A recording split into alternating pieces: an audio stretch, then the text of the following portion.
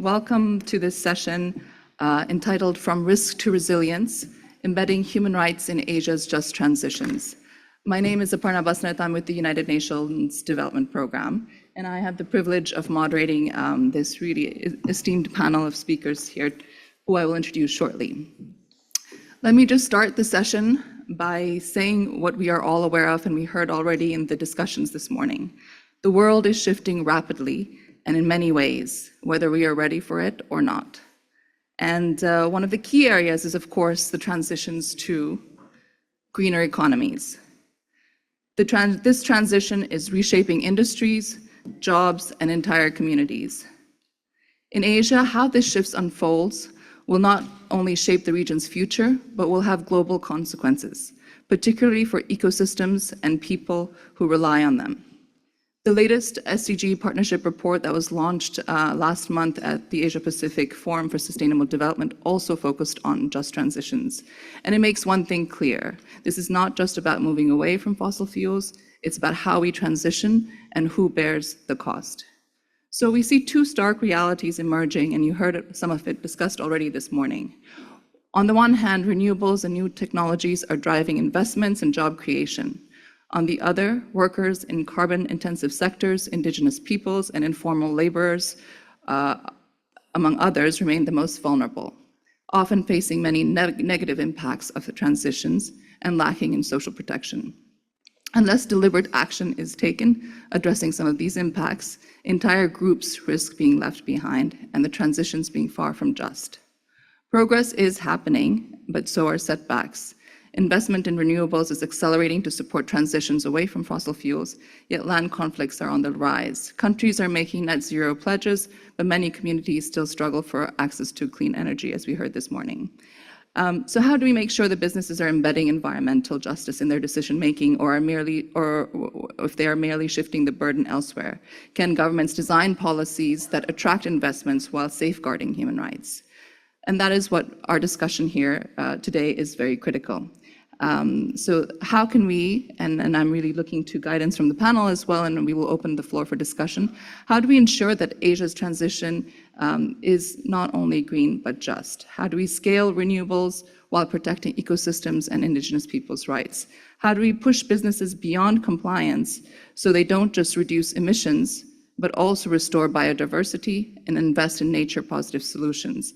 And in a volatile and uncertain political and economic climate, how can we make sure that governments and corporations don't step away from their human rights and environmental commitments?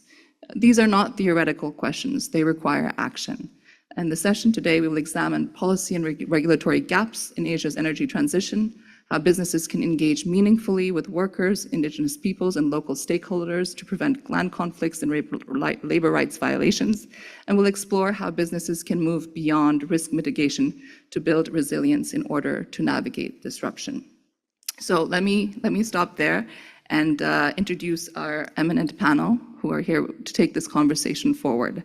It is my pleasure to introduce first Ms. Elizabeth Wu, International Economic Lawyer for the Asia-Pacific Center for Environmental Law at the National University of Singapore, Ms. Shin Swan Sun, at my far right, who is Director of Corporate Accountability and International Affairs at the Environmental Rights Foundation, Mr. Lars Svensson, to my left there, Head of Strategic Partnerships and Business Development for ASEAN at Midsummer AB, and Mr. Mohammed Jamil, on my right, who is the Joint Secretary for the Ministry of Climate Change and Environmental Coordination for the Government of Pakistan. And to my far left, Mr. Tony Wijarnarso, who is the Urban Transformation Lead at the World Benchmarking Alliance, and right here, on my right here, we have Ms. Robi Halep, who is the coordinator of the Rights Energy Partnership with Indigenous Peoples. So we have a full panel here, and we have 3 sets of questions for the panelists, and we hope to open up for discussion and interaction with the audience as well. So I would really request the panel to be brief in their responses, and so we can have time for engagement. So the first round, so let me turn to Elizabeth. We're going to be speaking about the regulatory landscape and challenges in Asia. We know that there are many gaps, not the least in enforcement. So Elizabeth, let's start with ESG commitments. Many countries in the region have broad ESG commitments.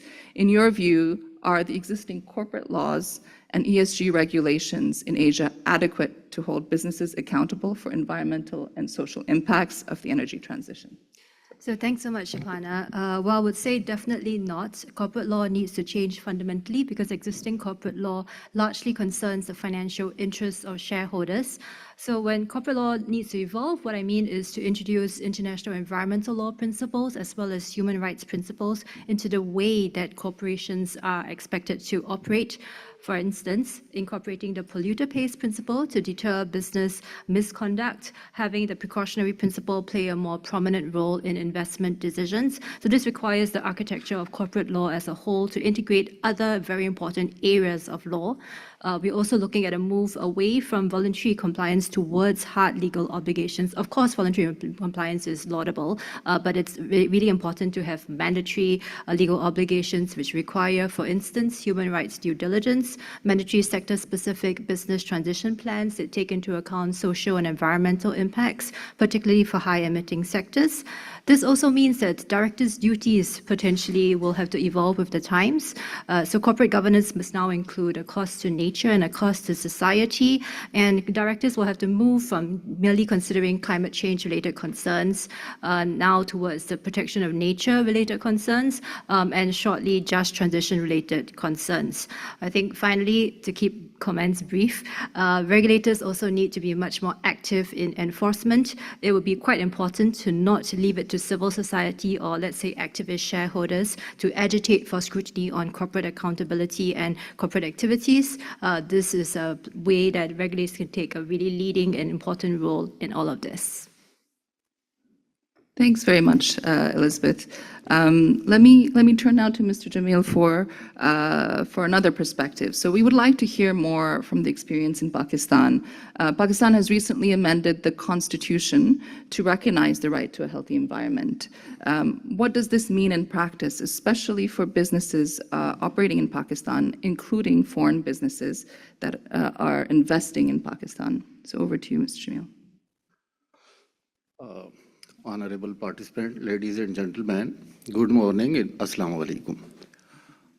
In fact, Pakistan, being much affected by the climate change, is very much committed for the climate action.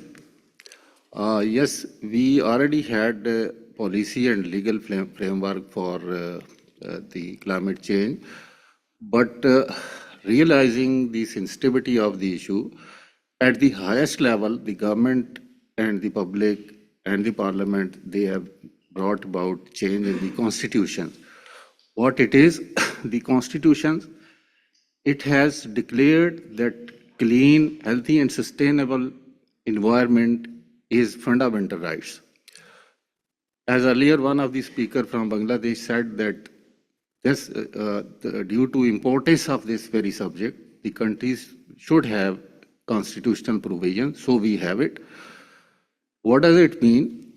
It is red light as well as there is silver lining in it for the business communities, because environment is life and we cannot compromise it for the sake of, you may say, ruthless industrial activities and for all those things. We have to be very cautious. So this is at the highest level, the state has proclaimed its caution that business community and the industry should be cautiously operate the business so that the environment is not spoiled. For the business, it has obviously implications. Opportunities are there. Opportunities are there for the businesses who can develop green industries, who have the IT interventions, who have the latest approaches to minimize the environmental hazard, whereas compliances will be strict, obviously, and the court will be also strict. and the businesses which were operating ruthlessly for profiteering activities, having no sense for the climate, they will have to suffer. So this is the mechanism. In order to further strengthen these constitutional provisions, we have and we are having more, strategies and policies so that the constitutional provisions are properly implemented just to strengthen those businesses, give them tax relaxations and other whatever facilities can be made available to the businesses which are operating for the benefit and in the interest of environment, as well as the provisions and the strategies are being made to penalize those who are spoiling the environment. So this is what the constitutional provision is briefly. Thank you very much. And I think we heard from Elizabeth on corporate regulations and constitutional provisions and the legal framework in Pakistan, incentivizing and as well as being a way to further enforce corporate accountability. But let me turn to you now, Lars, for a business perspective. How does a company like Midsummer AB, which you're part of, build resilience into its sustainability efforts? What obstacles do you see more generally for businesses in making that transition from an approach that is more around risk mitigation to one of resilience, where we genuinely place human rights and environmental sustainability at the center of the business policies? So over to you. Thank you, and thanks for having me here today. It's a pleasure to be here this morning and to join with the rest of the panelists. If we start from Midsummer AB's perspective, we are a company that produces solar cells with a minimum carbon footprint. So the core of the business is almost in its own right dealing with sustainability and resilience in the value chain. And we built up a value chain out of necessity, as we are a small company that have resistance and resilience against geopolitical situations. So we have chosen to be agnostic against sourcing in certain countries, and we have the possibility of choosing where we source our raw material for the panels. So in a way, it sounds like I'm here preaching goody two-shoes kind of situation, but that's the reality of the business we're in and happens to be in now. But I've also been in large corporations, multinationals. I've been in small, medium-sized enterprises here locally in the region. And I think for the question there on what can be the biggest hindrances here, it's the reality. The assumption is that any corporate entity acts what's rational for them in their situation. So they are playing on the condition that exist in the market and the conditions on where they are in the development stage. So first of all, it's about survival over a long time. You need to secure cash flow. You need to secure that the business can survive. Then there are corporations that are larger and have the possibility of being established, maybe in a dominant position, that have the resources also to do more, and that manage then to embed sustainability and human rights and environmental issues into the business model. And they've seen that as I would say, as a possibility of competing on the markets, and it makes business sense for them to be in that particular space. So really, it depends on where you are, how integrated your value chain are, whether how much you work in your supply chains as well. So entities like large Swedish, Scandinavian furniture companies are in one position.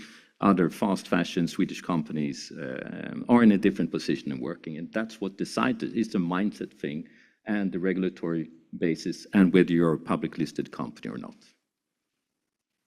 Thanks very much, Lars. And I think, as you mentioned, there are different incentives that allow for companies to then invest in, including the need for mindset change as well in the companies in order to invest in a more approach that's more about resilience. So let me turn now to some of our civil society representatives and rights holders on the panel. First, Xin Xuan, I think maybe we turn to you. From your work, what are communities saying about business resilience strategies? Are they effective or more performative, do you think? Over to you. Thank you, Aparna. Thank you for that question. Well, I hate to be the bearer of bad news, but unfortunately, when you look closely at the sectors related to climate transition, from renewable energy development, transition minerals, battery, AI, all of them still hinge upon the suffering of communities and large-scale, irreparable environmental destruction. We are observing a risk of replicating the unsustainable, rights-violating practices of the past. Last year, I visited Morowali and Weda Bay, two major nickel industrial parks in Indonesia. I met women and children who have been suffering from air and water pollution for years. They often have skin rashes, respiratory issues, but they don't have the financial resources to see a doctor or even just buy face masks. Primary schools, secondary schools, they're located less than 200 meters away from coal power plants. Coal plants that were built and are being built for smelting nickel that's eventually used for batteries, EV cars, energy storage, all of which that are supposed to be green and clean. Many local residents can no longer make a living the way they used to. In the village of Sagea, instead of just going fishing, women now spend up to 8 hours a day standing in lakes that goes with water that going up to their thighs, their waist, to find clams to support families. There are also issues with deforestation, loss of biodiversity, land grabbing, and much more. Now, the fact is, NGOs have been sounding the alarm for years, and several international media outlets have covered this, but things have remained pretty much the same or worse. So I think we have to keep asking the hard questions, no matter where we're from, which field we work in, and there are what is missing, why haven't actions been taken, or how can we collaborate better to make actual changes? Having said that, we have seen progress on the ground. There's more awareness among communities, governments, and businesses alike. More companies are developing due diligence policies and are having conversations about double materiality and improving collectively. But I think the thing that I'm trying to say is we aren't moving fast enough. There needs to be stronger will and determination. It needs to be okay for businesses to accept smaller profits in the short term in order to fundamentally adjust the way businesses is done. And it needs to be the norm to engage with communities during decision-making and even before, despite the cost, and to share benefits, not just with shareholders, but with those directly affected by business operations. So I just take one last minute to say that for business and governments here today or joining us online, I suggest the first step to actually build resilience and sustainability is to properly engage with communities and rights holders, even if they're at the far end of the supply chains. It is not enough to just assume everything will be fine because you have a supplier code of conduct or human rights policy in place. You have to walk the walk. And CSOs are more than ready to work with businesses on supply chain transparency and also rights holder engagement. So please, I invite you to work with us collaboratively. Thank you. Thanks very much. And I think that links to perhaps the question for you, Roby. It's really important to bring in rights holders' perspectives, including Indigenous peoples, into this conversation. So where do you see as some of the most significant challenges and gaps, especially in terms of regulatory frameworks protecting rights of Indigenous peoples in the energy transition? So over to you.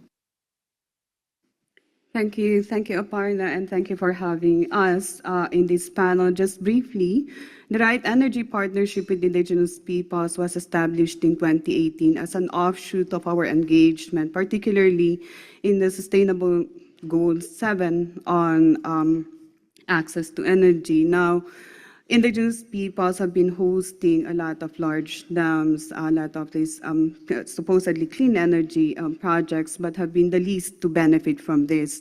And worse, were most often displaced.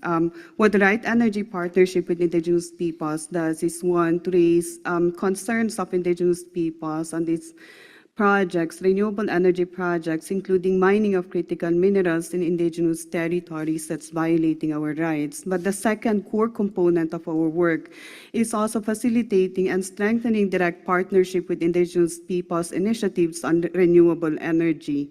There's already a lot on the ground that's being done by indigenous peoples to be able to address their energy, their access to energy, but also beyond that, supporting their land rights. But these are not recognized, and this is the role that we do to highlight not only the challenges, but our contributions to this current climate crisis that we are facing. Now, in relation to regulatory frameworks, while we see progress in some countries in relation to recognition of indigenous people's right to traditional livelihood and other aspects, we also see regression in countries where there are laws and policies in place in relation to indigenous peoples. And in this region in general, indigenous peoples, just by saying that term is contentious for many businesses and also for many states. There's still that general non-recognition of us as distinct people with collective rights as enshrined in the UN Declaration on the Rights of Indigenous Peoples. But I'm happy that this morning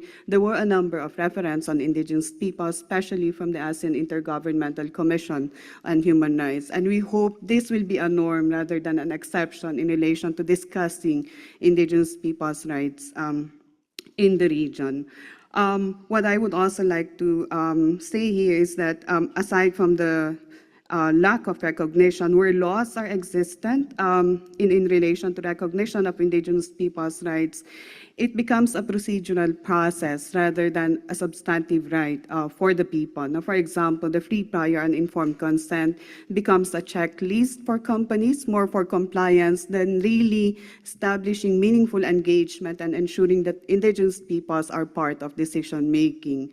While there are voluntary frameworks from companies that are proliferating, and we've recently actually concluded our global convening on looking at certification and verification processes that are corporate-led. While there are these processes from our convening, what came out from this is there's still a need for states to adopt stronger legal frameworks for the recognition and protection of indigenous people's rights at the country level, especially now with this transition, because it can never be just if indigenous peoples continue to suffer from solutions that are being imposed in our territories without us being at the center of decision making. Thank you.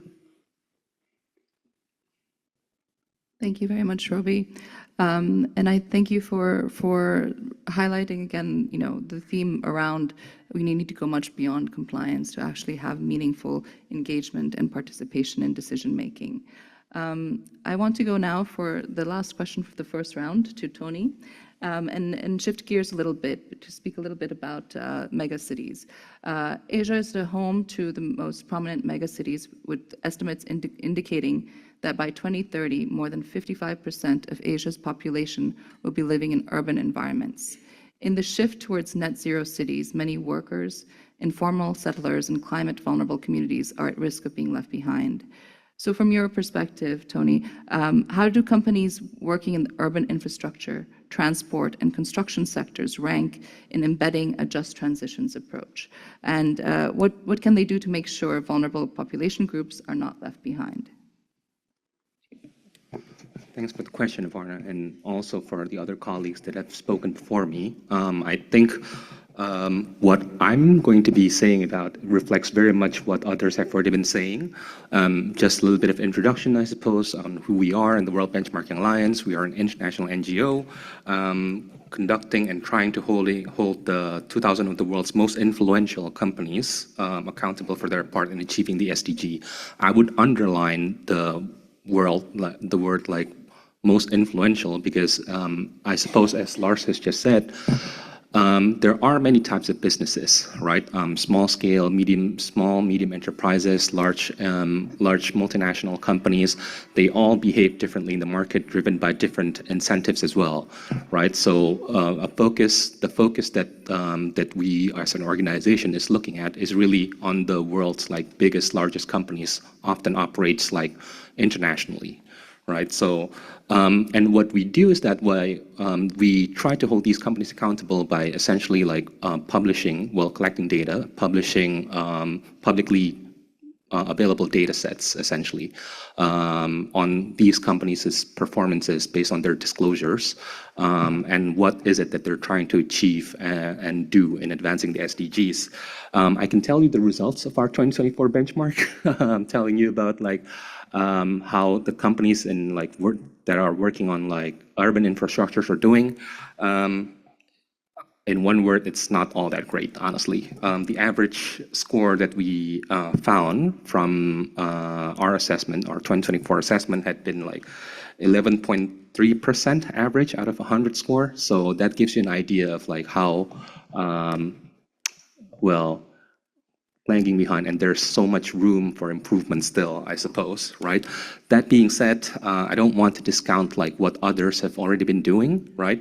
There are activities, there are initiatives that companies are already doing, and these scores, of course, varies by industries. The energy sector, for example, is the one industry that is like doing the best, I would say, in terms of like their overall contribution to the SDGs, and that makes sense, right? I mean, given the amount of scrutiny that are being put onto these companies, given the and we're talking just energy just transition here, and just transition is often talked about in the lens of just energy transition, right? So it makes sense that energy companies are actually like doing the best, followed by real estate, utility, real estate as well as water. Intra-urban transport companies, unfortunately, are doing the poorest, and that is surprising because if we're talking about like a mega city context, right? And cities are like the world's like largest emitter of, in terms of the geographic areas, cities are the largest emitter in terms of like GHG, some 80% if I'm not mistaken, right? And the two most contributing sectors to this emission is building and transport, right? So the fact that intra-urban transport is actually performing the worst, that honestly came off as a little bit of a surprise. In terms of like your question, Aparna, on like ensuring that workers, informal settlers, and climate vulnerable communities are not left behind, I would very much like support what others are already saying, that the first step to, well, making sure that they're not left behind is really to just talk to these people, right? And we also collect data on like stakeholder engagement. Companies are, well, most of the time they have like a channel for like stakeholder engagement, but whether it's like a two-way communication channel or it's a one-way communication channel, that is like a different question altogether, right? There's also the fact that which stakeholders are these companies engaging with, right? Our research found that mostly, right, it's government as well as regulatory bodies that they're mostly engaging with, followed by local communities and local communities. But if we're talking like other stakeholders that they ought to be engaging with, local governments, tenants and residents, informal dwellers. There's actually like 0% engagement there for informal dwellers, right? So I think there's still quite some room there for improvement. And there are also, not just talking about the doom and gloom, I mean, there are also initiatives and good practices that I think we have found from our research. And I think it's about trying to replicate the good practices and trying to up the company's engagement with all these affected communities, I think will be key very much. So thank you, Aparna. Thanks, Tony. And I thank you for emphasizing again, I think what's come up several times in this for this first round of discussion, which is meaningful stakeholder engagement and how do we make sure that it is truly reaching the communities and affected communities that are of the green transition, right? So I'm going to move now to our second round of questions to the panel and unpack a little bit of some of the issues that have already been brought up a little bit. So I'm going to go to you, Lars, first, on what you've already referred to already in your first intervention, which is the growing conversation about corporate resilience. Which corporate resilience means the making long-term decisions that place sustainability and people at the center of corporate decision-making and business models. So how do we make sure we work towards that versus greenwashing? How do we ensure businesses don't just rebrand risk mitigation as resilience? And what policies or incentives exist or should exist for companies to go beyond a compliance approach and truly integrate environmental and human rights resilience in Asia? So over to you, Lars. It's a big question. Yeah, thank you. Thank you for that question. Just wanted to connect a little bit also what Swan mentioned here, and Robbie, and also you, Tony, and you on accountability here and environmental law here from Jamil. I think it's important to look also at the industries. We talked about energy transition and just energy transition, and we look at renewable energy as being a solution for that. But if you look at a solar panel, if it's made with forced labor or high emission processes, etc., is that really a green product? And when does it turn into green? And that was highlighted here, and I think that's important to remember there, that we have to look at the full dimension of the aspect. Just because it's renewable doesn't mean it's right or just or green, actually, even in the first place. And so that's one dimension I think is an important part of taking with us from here in the discussion. I know even in companies, even United Nations, when you're installing solar panels on the roof, what you're looking at the scope 3 dimension, going for the cheapest version of it. But we also have to think about the aspect that the enormous scaling that has taken place within, for example, solar panels, due to policy decisions and because of the methodology. And I don't need to name the country, but it's a big country that has been leading the development of reducing the cost for renewable energy in solar panels, and that has benefited a lot, but there's also been a cost associated with it. So that's also an important element to discuss. We wouldn't be where we are today discussing on the very, very low prices for renewable energy if it wasn't for those measures, right or not. But I think that's an important element also from the corporate side to remember. And then to your light question there on greenwashing, I think if I take an example for a couple of years back when I think most of us were faced with consequences because of the COVID pandemic, and it really put a lot of companies and organizations on the spot on changing their working methodology, how to work, how to meet, and even business models came into question. I was in the retail side, so shopping centers and shops had to close, and quickly decision has been made on doing things that was basically forbidden within the concept, but it had to speed up, availability online, but also how do we serve if we were involved in food. So we changed the business model and questions all ways of doing things. And by coming together under such direct threat like COVID was, and really put everything on the spot, the survival of the business, the company came together and had a chance to look at developing true resilient strategies, being able then to capitalize on this for future also. Those companies then that had a strong value set and looked at environmental aspects, human rights aspects, etc., could build that into the also resilience model and how one changed to adapt to the situation that was caused by COVID. So I think it's really, again, comes into the mindset and how you are able to see the integration, where relevant of your business, of human rights, environmental aspect as a competitive advantage that can lead to business development and further profitability. That will be the key. And this is, of course, different in different organizations where the patience is, how well financed the organization is from the start, which jurisdictions you're working in calls on to play. But that's one area where I think you really can see the difference between the greenwashing and also real resilience and the need for it. And to drive policies, I think we spoke about here, the accountability side. I think it's key point that when it comes to greenwashing, that there are measures and there are legislation in place in some jurisdictions now that will punish companies who make claims that are not true when found out. And I think it should be treated in a way like we treat financial reporting, etc., that if you are not following the laws and you are breaking the law, there is a punishment for it. Also needs to be incentives for those who are actually promoting and sharing a full transparency of it.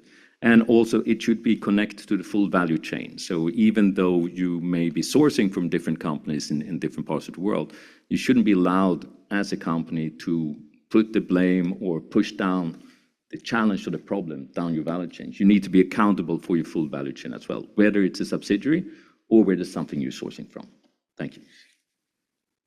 Thanks, Lars. And I think you brought up both the importance of businesses themselves pushing forward and changing mindsets and ways of doing things, but also the importance of policy and like regulatory framework to hold accountable when approaches are more greenwashing than actually moving towards a more resilient model.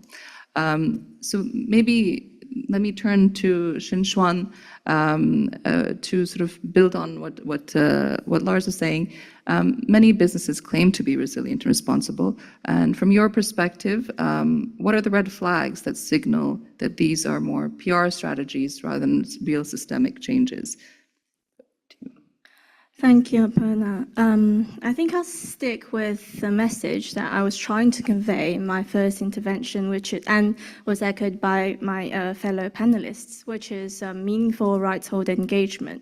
So if a company isn't interacting with communities, isn't engaging with rights holders, and then no matter how good its intentions, it can't truly claim to be responsible. For example, I've recently been looking into a well-known car brand.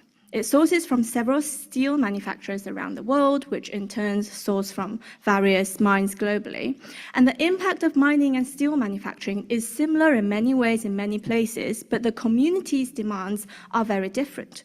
One community is advocating for benefit sharing, another is asking for mining to cease in certain areas, and the another is demanding protection for the environmental rights defenders. So what I'm trying to say is, never presume what communities want or what's good for them from an office far away from where the impacts are happening. I'll be the first to say that sometimes businesses do get it right, but just because it's right, it doesn't mean the process doesn't matter. The process matters. So it is never okay to assume, just engage, engage, and engage. And another red flag, or perhaps not more accurately, not a red flag, but something that companies need to keep in mind is the bigger picture, or as Lars put it, the full dimension. But I have a different aspect when I'm going to talk about the full dimension. I want to take, for example, the semiconductor and AI industries. So they are really crucial, and they will only become more critical with climate change.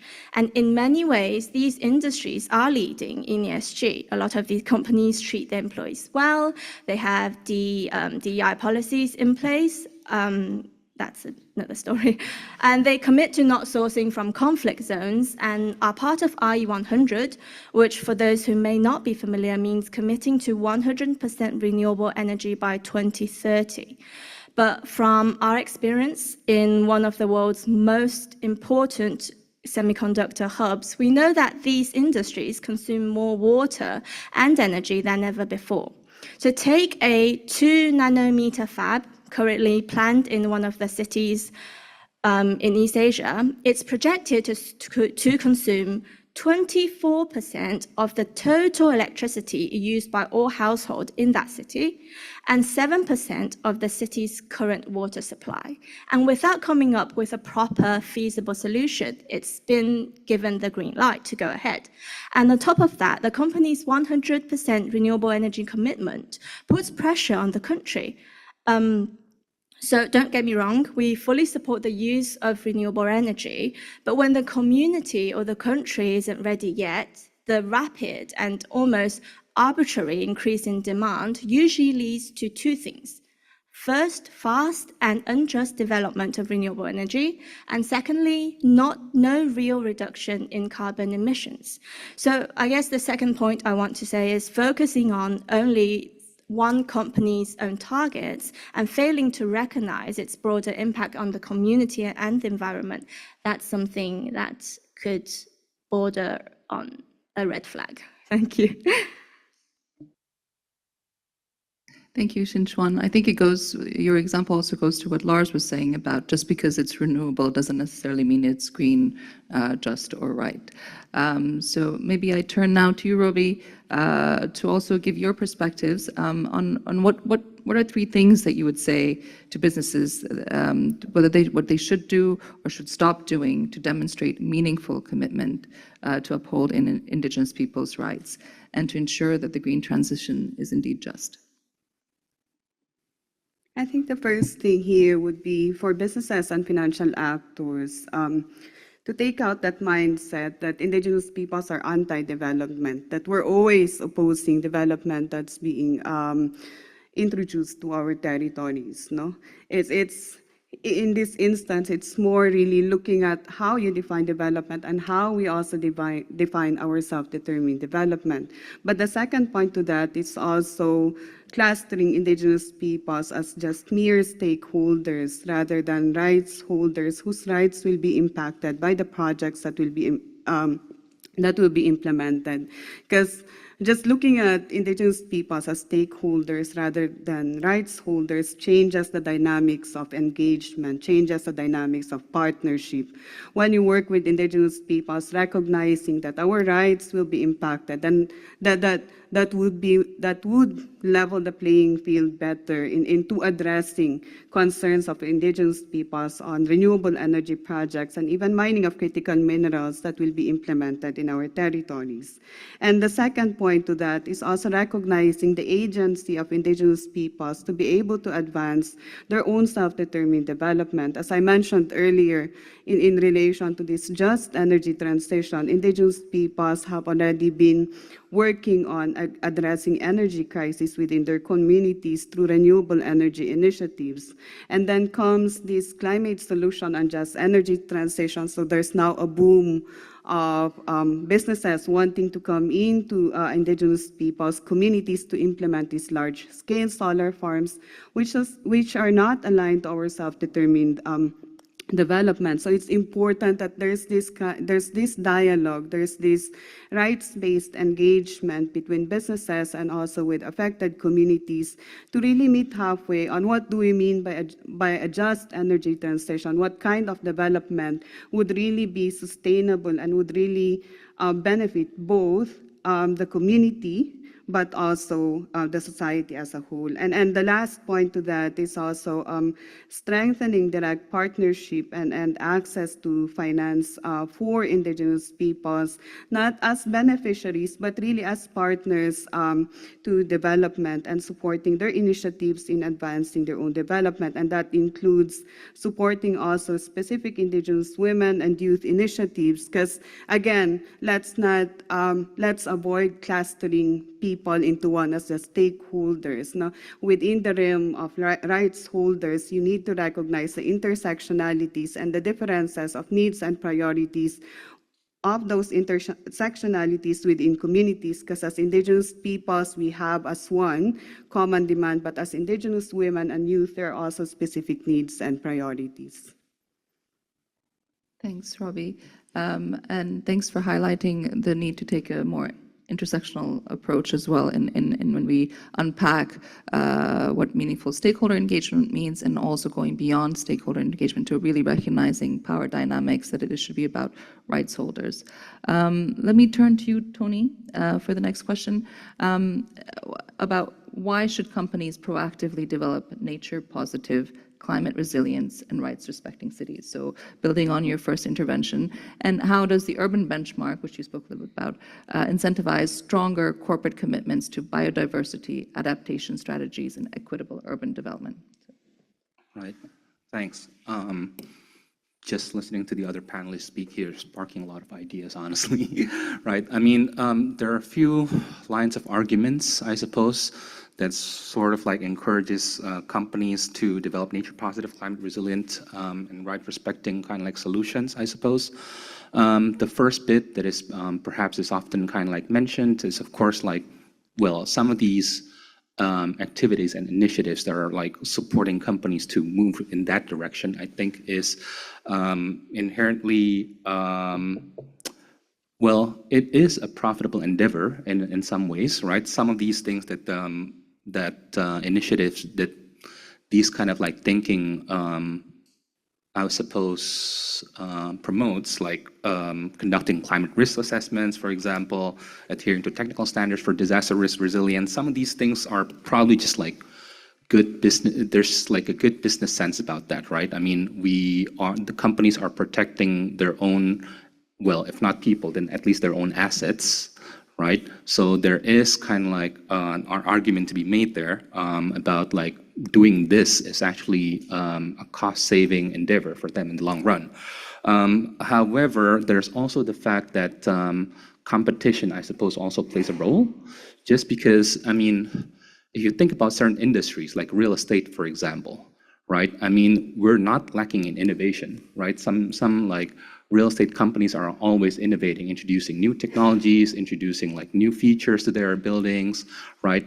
And if they don't kind of like innovate to incorporate some of these like approaches, then there's a risk for them to kind of like be pushed out of the market. That is also a possibility, right? And I think this is the second point, I think, is where the urban benchmarking sort of like help as it's kind of like it promotes comparability, I would say, right? You try to assess different companies, you try to assess like what is it that they're trying to do, how well they're scoring, as well also like discovering like best practices and the like, right? Companies care when their competitors are like doing better than them, right? So I mean, this is one way that we try to incentivize companies and motivate companies to change and innovate, right? Although, I mean, this line of arguments also has its limitations, I'll have to admit, right? I mean, for industries where there is like very strong competition, then yes, the competition argument holds.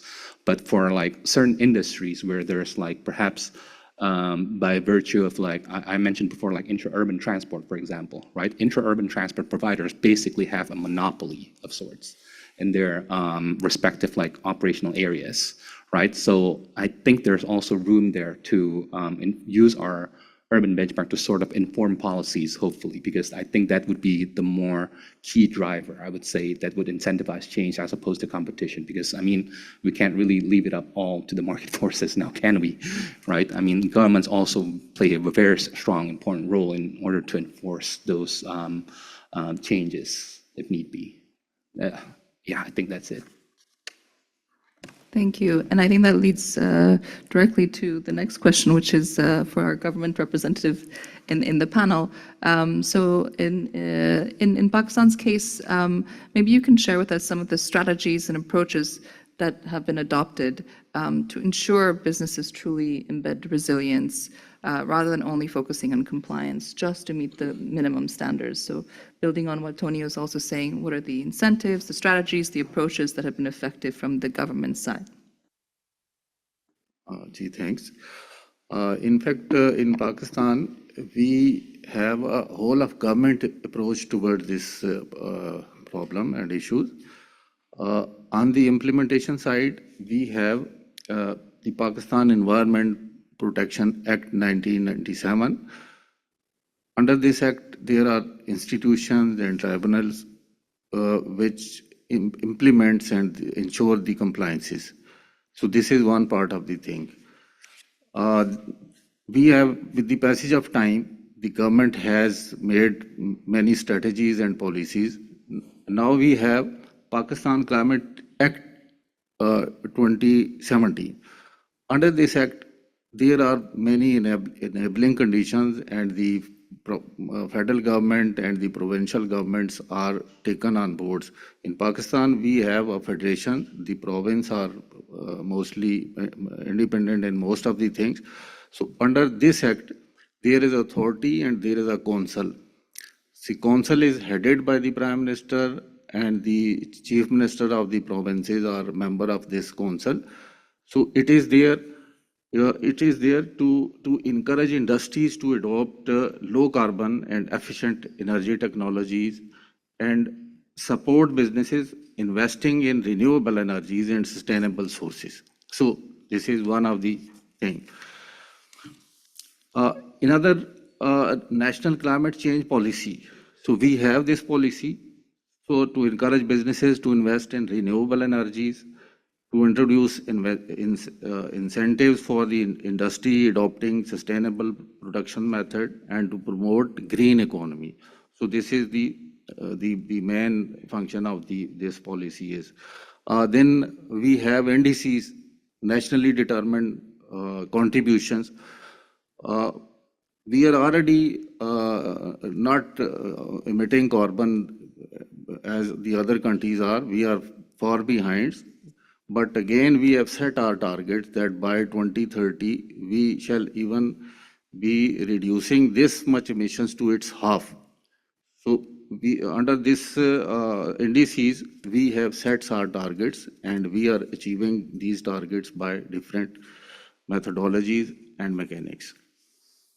Regarding renewable energy, we have a renewable energy policy 2019. So the main feature of this this policy is offering tax exemptions and financial incentives for the renewable energy projects, streamlining the licensing processes for the solar, wind, and hydropower energies, encouraging public-private partnerships.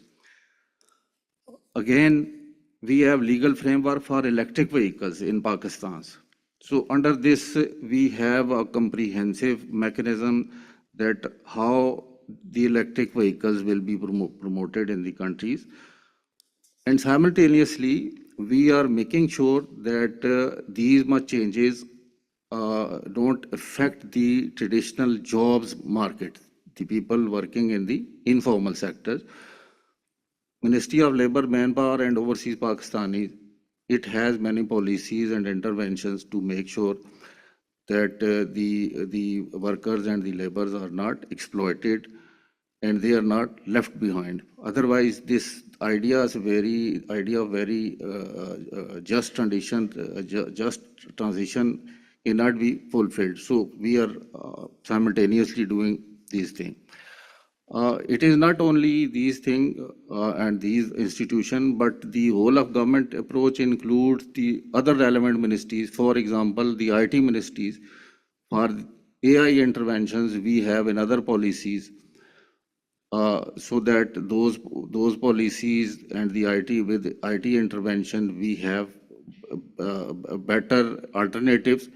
But again, the traditional workers and informal workers and the home-based workers are not left behind, so we have mechanism for those. Then we have National Adaptation Action Plan.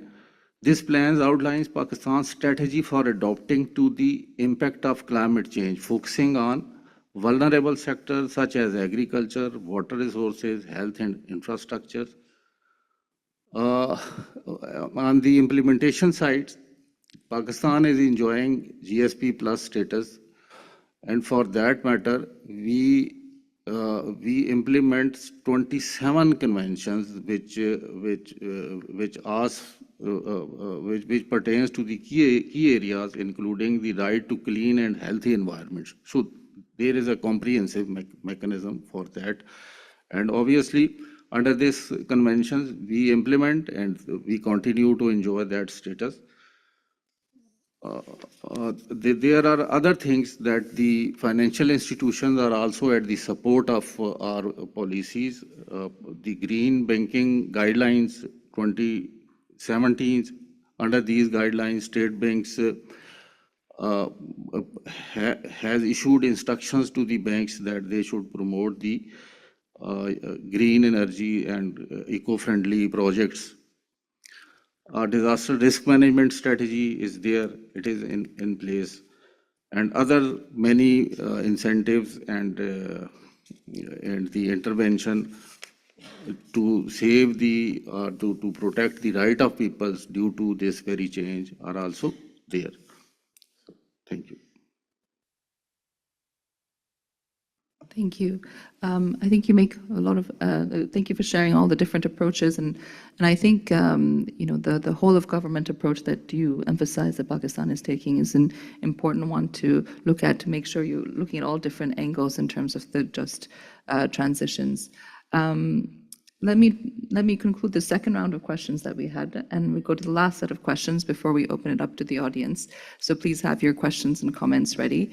The last set of questions, really, I want to explore the issue of accountability and the role of litigation in particular.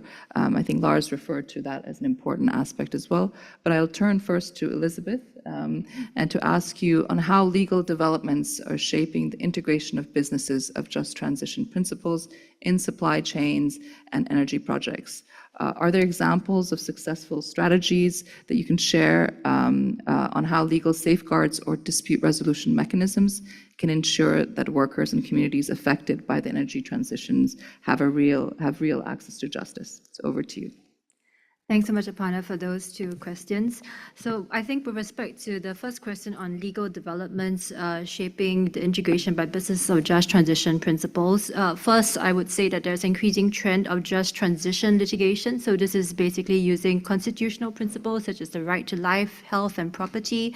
Also the use of tort law in ways which maybe can broaden the scope of litigation beyond pure human rights related avenues. Another trend also is increasing cross-border litigation and corporate group accountability. So this means parent companies being responsible legally for subsidiary company activities.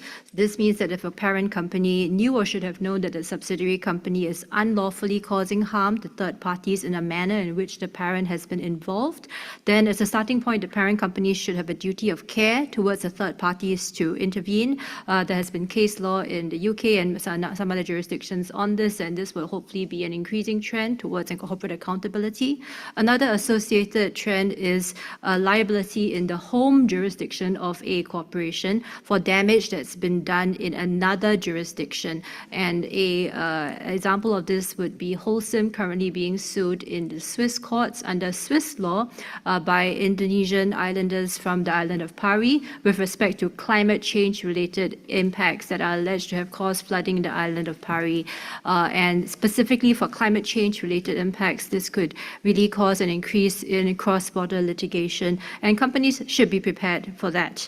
I think, of course, we've also seen increasing regulation and mandatory human rights due diligence obligations, national action plans on business and human rights, Malaysia having just issued a draft national action plan on business and human rights, and developments in other jurisdictions as well, which others have touched on, so I won't go into that too much. I think another area where there's been increasing legal developments is a call for states to review their trade and investment agreements as well, and as well as investor-state dispute settlement mechanisms to incorporate sustainable development provisions. This is quite important in the context of ASEAN, as about 85% of ASEAN investment treaties do not currently have sustainable development provisions as part of them. And this is needed to ensure that states have regulatory space to take effective action with respect to the just transition and sort of tilt the balance away from purely foreign investment protection to another paradigm which incorporates international environmental law and other sustainable development principles within the legal regime. With respect to the question on legal safeguards and dispute resolution mechanisms, well, you can always broaden the legal standing requirements that are needed to bring a case. In other words, it will be easier for civil society actors and local communities to gain access to the court system. There needs to be better pro bono and low bono representation, better access to such quality representation. There could be mandatory pro bono requirements in various jurisdictions, such that it's not just like a tokenistic exercise of lawyers doing something that is just for show, but actually much greater development in the legal culture and mindset of a need to support on a pro bono basis. Also same for transparency as well as access to information. In terms of dispute resolution mechanisms, there have been a number of innovative mechanisms that have been proposed. Chief Justice Sundaresh Menon of Singapore has recently proposed a therapeutic justice-informed model for climate dispute resolution that draws from the family dispute structure and scheme in Singapore. And this also looks at judges having a more empowered and judge-led approach in the court process to manage proceedings and identify urgent issues and triage the cases once it emerges, and also curate multidisciplinary teams where judges work with social workers, mediators, court-appointed climate and environmental experts who potentially would not necessarily be so biased in that case, to manage various aspects of the case, so that there can be use of alternate dispute resolution procedures to manage all of this. Some specialist environmental courts, such as the Land and Environmental Court of New South Wales, has already adopted alternative dispute resolution mechanisms within the court system. I would also caution that while it is good to explore innovative approaches to dispute resolution, this alone will not necessarily be able to solve access to justice, because that also involves increasing the ability of affected individuals to gain access to the court system in the first place. And most importantly, I think, taking on from Sinswan and Robbie's interventions, to even have input into the process by which dispute resolution mechanisms are crafted. So there's no point designing something which might not actually be very helpful. And so that engagement process is very important to curate dispute systems which will be efficient, fast, provide access to justice, but also focus on rehabilitation and moving forward without just being a box-ticking exercise. And I'm happy to expand on that if anyone's interested in questions. I think just a final point very quickly, sorry, Aparna, is on reform of the investor-state dispute settlement mechanism. So I've made mention to it just now, but I'll repeat it again, because this is a unique system which does not currently allow local communities access to the process at all. You have foreign investors suing states, and states wanting to actually implement just transition policies and potentially getting sued if such just transition policies affect their investments. And what is remarkable about this process is that local communities that are actually affected by either regulatory action or the foreign investors' investments are not legally party to the proceedings, and it's actually even really hard for them to be heard in these arbitral proceedings, but through the filing of what is legally known as amicus briefs. Even that, just getting their views ventilated itself. Often private arbitral tribunals are not willing to even allow that form of participation, let alone have them be a party to the case. And I think this has been criticized by various special rapporteurs, David Boyd, a special rapporteur for human rights and the environment, Professor Suryadeva, a special rapporteur on the right to development, and Professor Suryadeva and Ms. Tara Van Ho have actually proposed an alternative dispute settlement mechanism, which would have jurisdiction to hear all investment-related disputes raised by any affected party. So investor versus state, state versus state, investor versus investor, community versus investor, all within the same forum. And it remains to be seen whether the procedural reforms from the UNCITRAL Working Group 3 process of a multilateral investment court will take on board all of these aspects. So quite a lot of ways in which the dispute settlement mechanisms are truly not reflecting the interests of local communities and affected individuals. Thanks very much, and thanks for covering so many different points in your intervention. I'm sure there will be a lot of questions as well coming from the audience on what you've raised. I'm going to turn now for the last two interventions, first to Xin Chuan, to perhaps speak a little bit around accountability as well, and how can legal mechanisms and investor pressures be leveraged to enforce corporate resilience in practice and promote accountability. So over to you, Xin Chuan, and then we'll go to you, Robbie, before we close the round. Thank you for that question. I'd like to focus on the legal front for now. So I have to say, currently there are some legal mechanisms in place, but there is definitely a legal gap. The legal landscape is really fragmented, it's insufficient, and the remedy mechanisms are rarely accessible to communities. So this is true globally, and particularly true for the Asia-Pacific region. Now, with all the setbacks on corporate accountability in the EU and the US, I think what's missing from this dialogue is the power and leverage of Asian companies. And given my background, I'm going to talk about East Asian companies in particular. They have a strong presence in various sectors, from electronics to battery, garment, seafood, and at the same time, East Asian companies are increasingly expanding their businesses and investments to Southeast Asia. Most of these East Asian companies are not consumer brands, not household names, but they are the largest suppliers to many that are. So they have the power and resources to make changes that could affect global supply chains, which is why I'm sharing something that we're doing in East Asia, is that several CSOs from East Asian countries have formed an informal alliance, and we're jointly pushing for human rights environmental due diligence laws in our respective countries. They would require better reporting, building on what's already there for sure, but also actually requiring companies to conduct due diligence, engage with rights holders, as we are repeatedly talking about, and providing remedy and seizing ongoing impacts, as well as preventing future ones. And I think prevention is really, really the key to what we're talking about today when it comes to climate transition.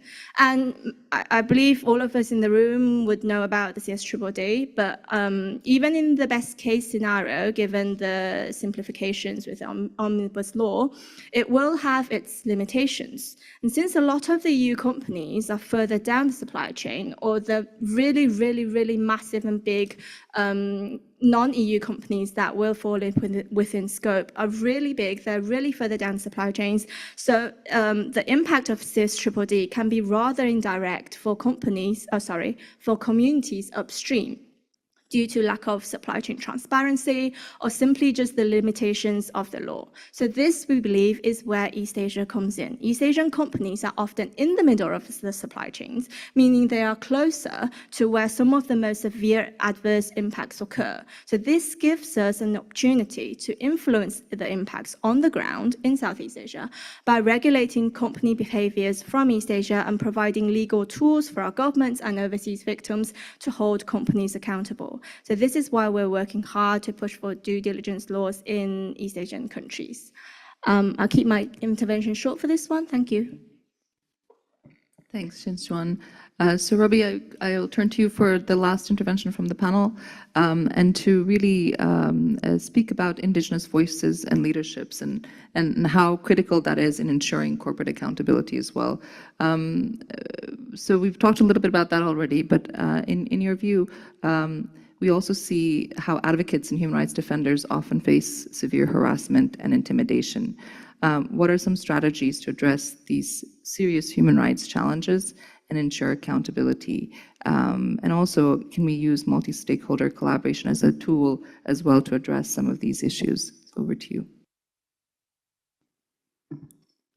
Before addressing the businesses, I think it's important, again, we'd like to emphasize the role of the states in relation to putting in place the needed legal framework in relation to corporate accountability, not just incentivizing them, but putting in place accountability mechanisms in home and host countries of these companies. The other point to that is also adopting the National Business and Human Rights Action Plan. And I know that a number of Asian states have already started working on that. No? Just in line with the mention of Jamil on the streamlining permitting processes in relation to just energy transition, we've seen this trend among Asian governments. No, but this should not be a shortcut to implementing the right to free, prior, and informed consent of indigenous peoples and to implementing human rights due diligence, because this is the root cause of conflicts on the ground when rights are being shortcutted, when the people are not involved in decision making. Now, in relation to business and financial actors, given the rise of reprisals, harassments, and killings against human rights defenders and also indigenous peoples, we call for corporates and financial actors to adopt a zero tolerance for reprisal policy and ensure that it's implemented. And where it happens, there should be clear sanctions on those actions, no?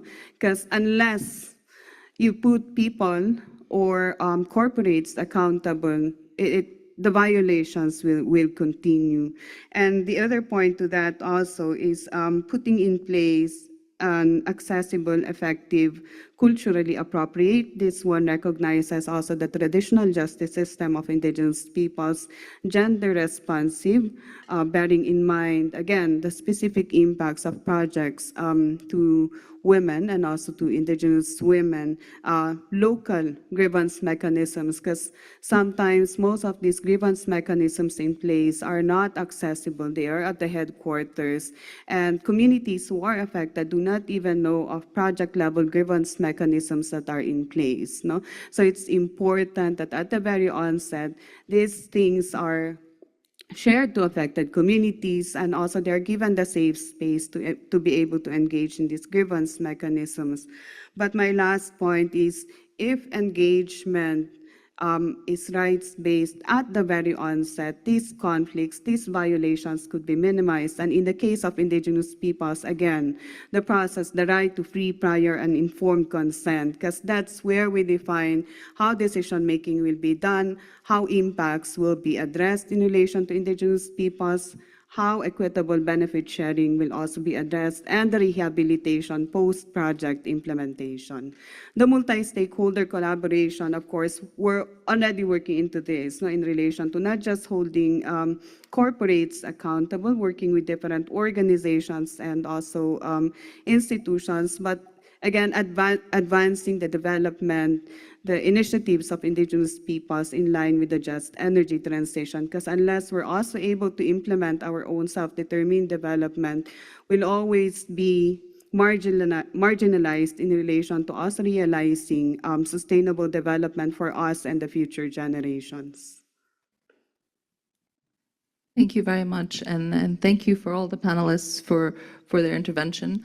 I'll now open the floor for any questions or comments. Please keep your interventions brief. And then if you are asking a question to the panelists, please mention who you're asking the question to. So the floor is yours. So I have one question here, and 2, 3. Okay, we'll take the first 3. Please go ahead. Hi, my name is Rakesh. I'm with Bureau Veritas. We're a third-party verification organization. Thank you for sharing your experience and your wisdom. The first question is for our legal experts, Ms. Sun and Ms. Wu. We heard from the beginning from the SEC chairperson that everything about sustainability is about jobs. It's about livelihood. It's about lives. We also heard and we've seen and experienced the situation is not so good. Having those two as the baselines, with regards to the updates to the European policy on due diligence, the CSRRR, the proposed updates, which says limit to tier 1, are you as Client Earth asking us and others to maybe give you some money so that you can go after the corporates or persuade policymakers to consider the earlier scope of full supply chain? That's the first part.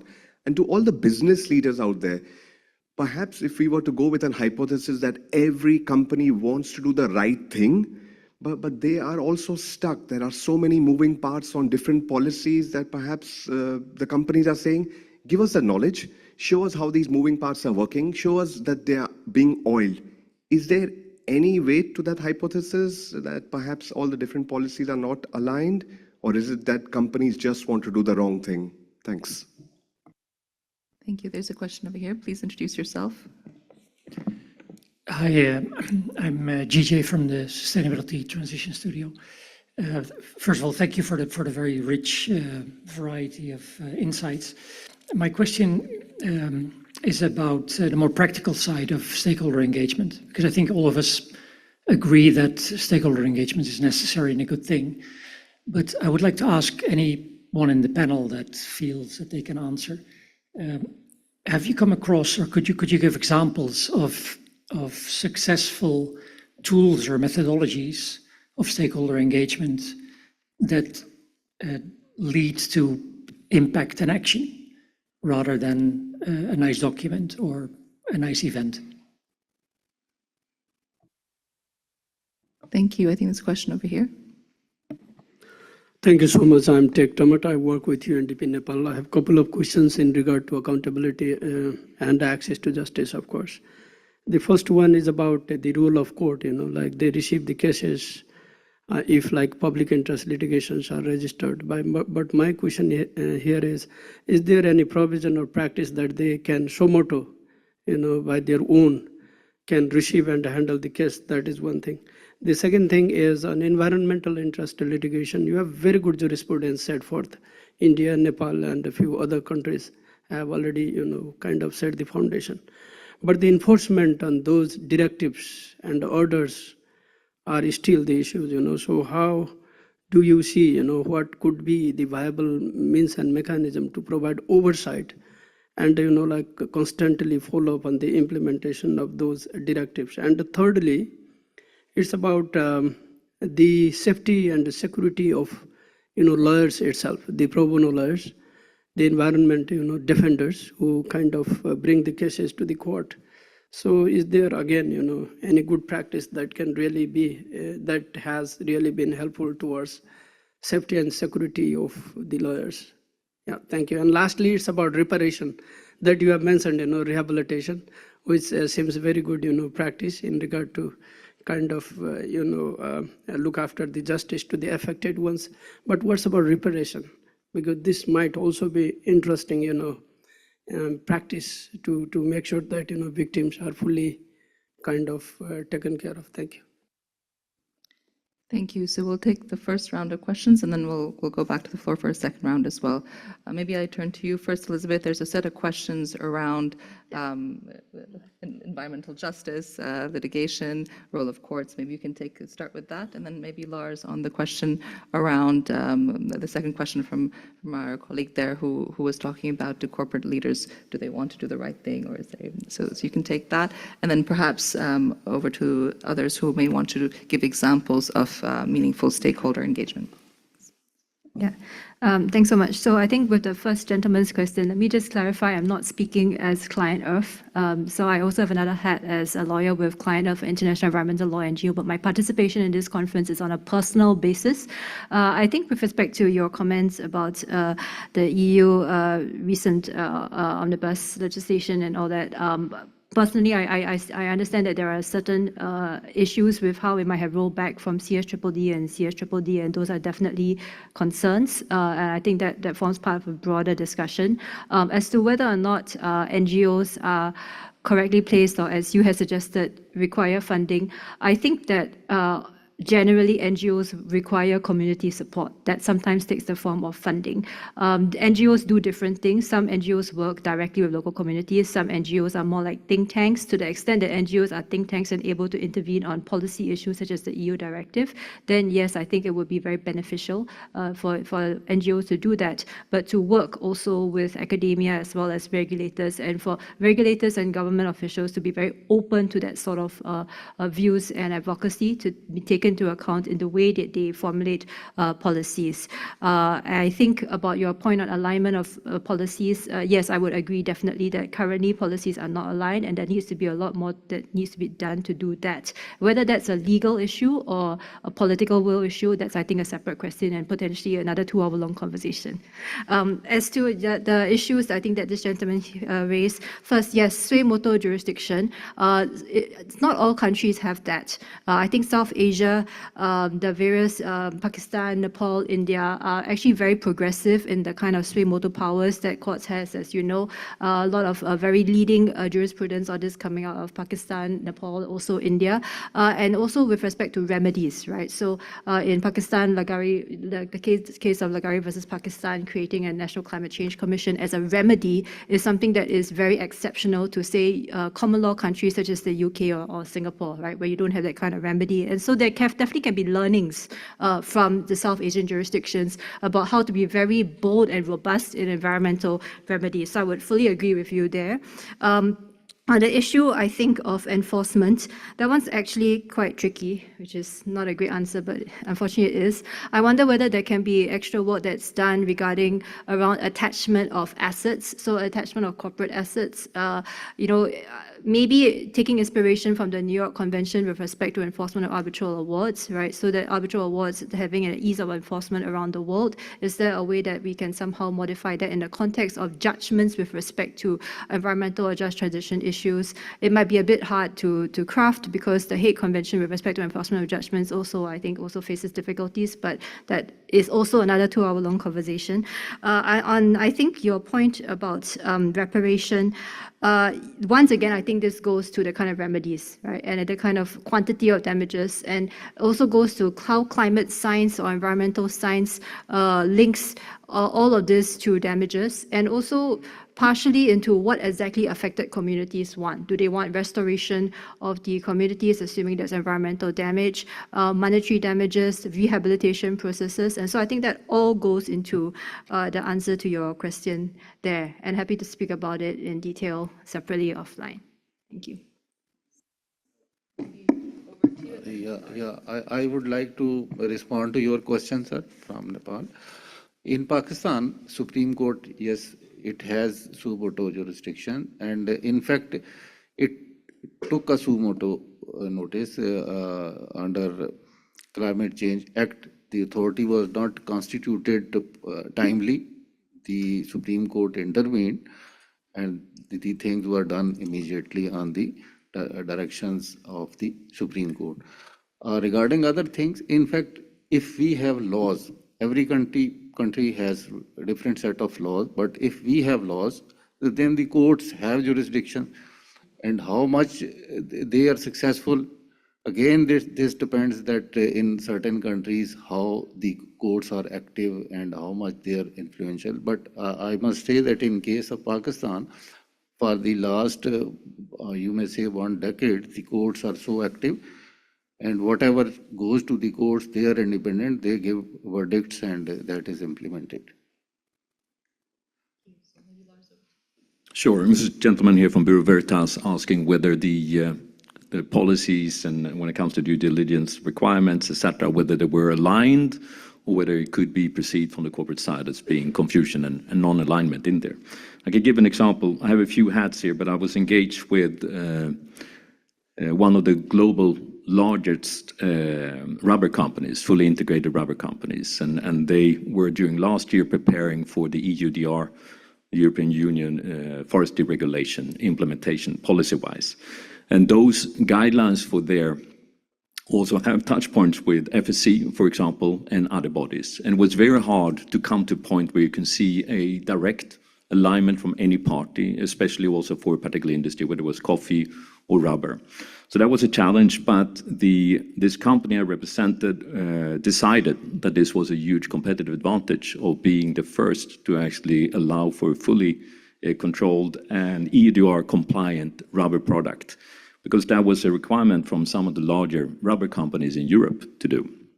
So they put that in place and gained a lot of competitive advantages despite the challenges, were invested in also in the challenges, invested in even sending representatives to EU to be part of a lobbying group in there as a representative for the whole rubber industry. But to your question, yeah, it is a challenge, and many times the preparation and the implementation, the countries or the institution implementing are not ready for the consequences fully, as we saw EUDR then being delayed for another additional year, despite the fact with some companies who had fully complied with it and started buying at a higher price as a consequence. So what's answer to that question? And for GJ, you asked about practical engagement and tools and methods that's maybe proven successful beyond just conferences and events. I can give an example from Bangladesh right now, where as a consequence of, I would say, geopolitical reasons and the political direction in Sweden after an election, the Swedish International Development Agency have a slightly different or changed mandate now in how the dispersive of supporting funds in the regions takes place. And they have done, there is a sustainable fashion platform in Bangladesh engaging with some of the largest procurers of textiles from Bangladesh in Sweden, and then with the largest suppliers in Bangladesh that has huge requirements when it comes to environmental aspects, renewable energy, etc., to fulfill the requirements of these large Swedish companies that have goals towards 2030 to do the change. Swedish International Development Agency then put together a program that supports a grant to these Bangladesh suppliers to convert to renewable energy with up to 40% of the cost, with application then also securing that they fulfill aspects around human rights, DEI, etc. And that's being implemented right now. And here you see a combination of government policies, people, public, private, working together, and then also benefiting the businesses who are able then to support the local business to do that transition in that sense. So there are very practical examples out there that's taking place that puts everything together with focus on practice. So I think that's a key point. We mentioned it here too as well. One thing is discussion points around policy, etc. Execution is going to be key down the road, and involvement and engagement of the different stakeholders. Thank you. Thanks, Lars. Xinchuan, do you want to come in? Okay, thank you. I'd like to respond to the first question from the gentleman there. I guess I can only speak from my own experience, but in terms of funding, we need funding to conduct research and investigations to back up whatever that we're trying to push for in terms of laws and policies. For instance, we have to travel overseas, we have to, really go to where impacts are occurring. And then again, when we're trying to hold corporations accountable, we need to research value chains, investment chains, and all that databases. They are really, really, really expensive. And then as we talk about stakeholder engagement, rights holder engagement, we need to support communities, arrange for communities to travel to home countries to sit down with management for a proper in-person meeting. And we've done that, but then that again needs funding. So I guess just a quick answer, that is sometimes what funding needs, funding is used for. And then on the second question, on the practical side of stakeholder engagement, I do believe that first of all, you need to know your supply chain. You need to map it out, so transparency is key. And then afterwards, after you know what's going on in your supply chain, you need to know your stakeholders. I can give a quick example. From where I come from, there are a rapid increase of offshore wind farms, and that hinders fishers' right to fishing and their original livelihood. And then what the company did was they went and spoke and engaged with fishers' associations. But all the locals know that fishers' associations, their interests do not align with the fishers in general. They wanted compensation, financial compensation, when the fishers in fact wanted space and room to conduct their original livelihood. So know your stakeholders, you can talk to NGOs or the local people and find the right people to talk to. And then lastly, make engagement accessible for communities. Use their language, pick a location that is convenient for them. Don't hold your engagement in meeting rooms, conference rooms in the capital city, in a certain building where it takes a day or two for them to get there. So just a few suggestions there. That's it. Thank you. First on the successful examples. No, we wouldn't.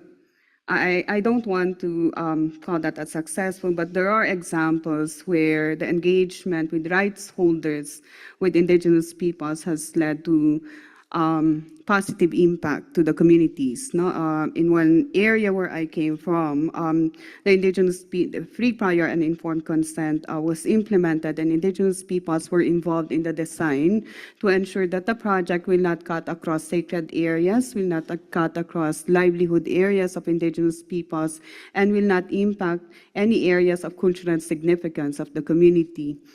The other aspect of that project was also designing the project in such a way that it will be turned over to the community after a couple of years for them to continue to manage and operate. Another example that we have is a government indigenous peoples direct partnership where indigenous peoples as owners of the resources became direct partners with the government in managing a geothermal power plant. And there's conditions there in terms of equitable benefit sharing, but also regular review of the impacts on the ground to ensure that environmental and social impacts are timely addressed. So those are some examples that we could provide. And this is a good segue actually to the session that we'll be having tomorrow morning in the plenary in relation to looking at engagement with rights holders, not only with stakeholders. Just a quick comment on these mandatory frameworks that's being developed at the regional level, for example, in the EU, the EUDR, and the CSDD. In the global convening that I mentioned earlier on certification and verification processes impacting indigenous peoples that we co-organized with the Working Group on Business and Human Rights and OHCHR Bangkok, we're actually quite concerned that these mandatory frameworks are giving for example, the CSCD is giving how they call that, prominence to the certification and verification frameworks of companies where audits and certifications that are being done in relation to indigenous people's rights are not done accurately. And we have a fear that if this is recognized as a due diligence process, mandatory due diligence process, then it would set a precedent to more violations on the ground in relation to business activity. So that's just a quick comment on that. Thanks, Roby. I think I'll ask Tony if he wants to come in. I was hoping for another round of questions, but I think we're coming to the end of our session. Yeah, So. just thinking, about all the discussion that has already been said. I think, as I said before, stakeholder engagement is a very key component, but also seconding what Robbie was saying there, that there are like a lot of stakeholders that companies need to engage with in order to make sure really that their whole supply chain is sustainable, is inclusive, is not leaving anyone behind. Right, and I think there's this one stakeholder that is has already been touched upon, I guess, on this panel, but not necessarily emphasized on. It's like governments themselves, really, right? Governments as well as local governments, right? Companies need to engage with governments and local governments in particular, right? By the simple virtue that I'm an NGO, like Urban Transformation Lead. That's my title. That's my job title, right? I only look at like sectors related to real estate, construction, engineering, utilities, urban transport, but I have very limited scope. Of course, these sectors don't exist in a vacuum, right? It exists as part of the greater supply chain, right? Indigenous population, for sure, very important group, right? It's really governments as well as local governments that really has an oversight of like all the different moving parts and how all these sectors are interacting with one another. So I think like it's very important for companies to also engage with governments as well as local governments, because governments have kind of like the overall picture, right? And I was like looking at Mr. Jamil's like second intervention. He was like saying NDC commitments, green energy infrastructure, disaster risk reduction, social protection, AI, and NDC in one sentence, right? So, these are all interconnected sectors, right? Whether directly or indirectly, right?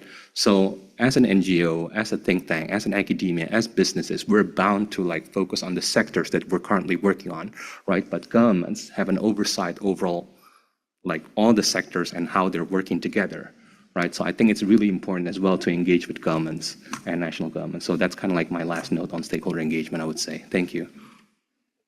Thank you very much, Tony. I think I'll turn to the panel now, if in case anybody wants to make any final comments.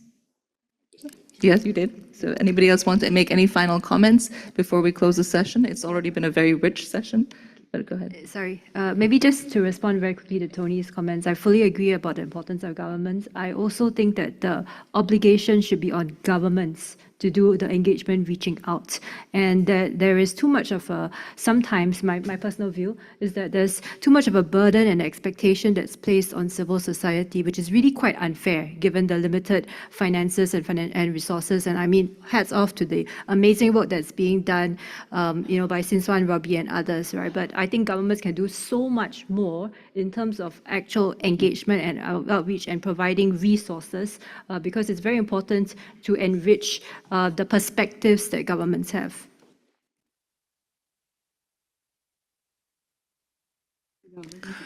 Yeah, I must say also that this is the environment and climate change issue is not only the country specific. Basically, this is the human issue, and the entire world is connected with this. At the one side, within the country, obviously all stakeholders, civil society, the governments, NGOs, and all departments, they should have a comprehensive approach towards it. But even then, they can't do so. Looking at the bigger picture, we see that the carbon producing countries are the advanced countries and industrialized countries, and the countries which are so far developing or least developed countries, they don't have so much share in the emissions.